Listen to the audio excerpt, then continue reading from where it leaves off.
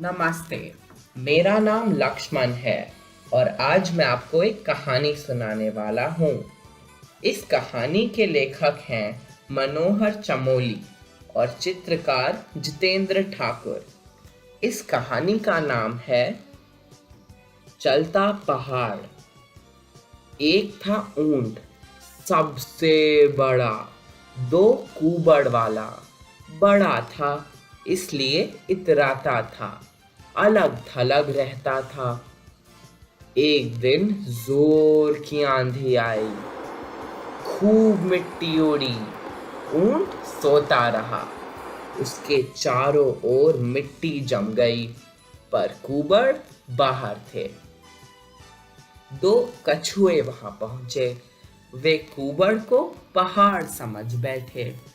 वे लगे चढ़ने उतरने, उन्हें मजा जो आ रहा था। तभी ऊंट की नींद खुली। वह हिला डुला और उठा।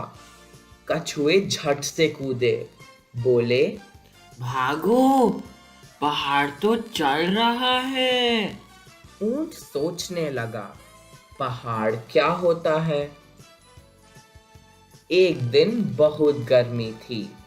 ऊंट जा बैठा पानी में, पर कुबड़ बाहर थे। दो मेंढक आए, वे कुबड़ को पहाड़ समझ बैठे। शाम हुई, ऊंट उठा। मेंढक झट से कूदे, बोले, भागो, पहाड़ तो चढ़ रहा है। ऊंट सोचने लगा, सब उसे पहाड़ क्यों बोल रहे हैं। वह चल दिया पहाड़ ढूंढने। जंगल पार किया, नदी पार की, मैदान पार किया। चलते चलते रात हो गई। वह थक कर सो गया। रात को बर्फ गिरी। सुबह हुई तो चारों ओर बर्फ थी, पर कुबड़ बाहर थे।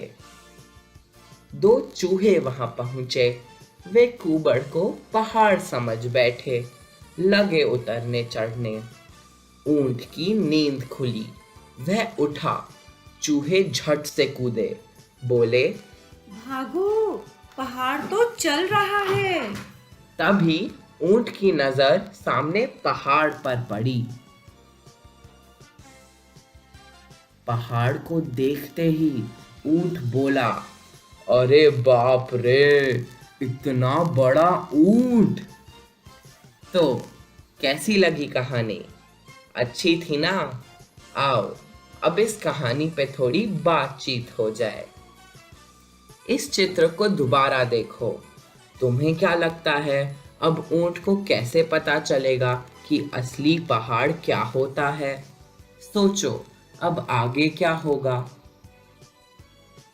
अब आप यह पूरी कहानी किसी को अपने शब्दों में सुनाओ।